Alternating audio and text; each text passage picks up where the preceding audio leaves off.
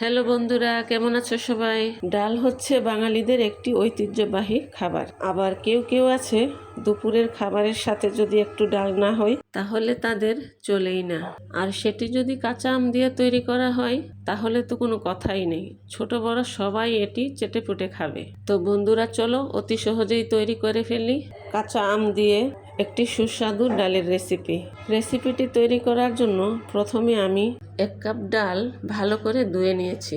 এখন একটি পাতিলে ধুয়ে রাখা ডাল এবং 1 কেজি পানি দিয়ে চুলায় বসিয়ে দিলাম এবং দিয়ে দেব থেতে রাখা একটি রসুন। বলক আসা পর্যন্ত অপেক্ষা করব। বলক এসে গেছে এবং এই পর্যায়ে চুলার আঁচটা কমিয়ে দেব। চুলার আঁচ কমিয়ে ডাল সিদ্ধ হওয়া পর্যন্ত রান্না করব। কিছুক্ষণ রান্নার পর ডাল সিদ্ধ হয়ে গেছে। এ পর্যায়ে দিয়ে দেব হাফ চামচ হলুদের গুঁড়া এবং পরিমাণ মতো লবণ। আমি এখানে আর কোনো মশলা ইউজ করব না। লবণ হলুদ দেওয়ার পরে আমি আরও 5 মিনিট ধরে রান্না করব। এই পর্যায়ে একটি ঘুটনির সাহায্যে 2 মিনিট পর পর ডাল ঘুটে দেব। এভাবে আরও 10 মিনিট রান্না করব।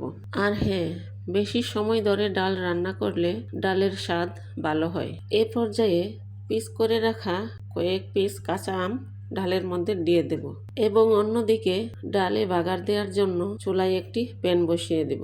প্যানে দিয়ে দেব পরিমাণ মতো তেল এবং দিয়ে দেব 3-4টে শুকনো মরিচ কিছুক্ষণ ভেজে নেব। মরিচ ভাজা হয়ে গেলে সাথে দিয়ে দেব কুচি করে রাখা পেঁয়াজ কুচি। মরিচ এবং পেঁয়াজ কিছুক্ষণ একসাথে ভেজে নেব। ভাজার সময় পেঁয়াজগুলি যদি সম্পূর্ণভাবে ভাজা হয়ে বাদামি আকার ধারণ করে তখন বাগার দেওয়া তেল পেঁয়াজ ডালের মধ্যে ঢেলে দেব।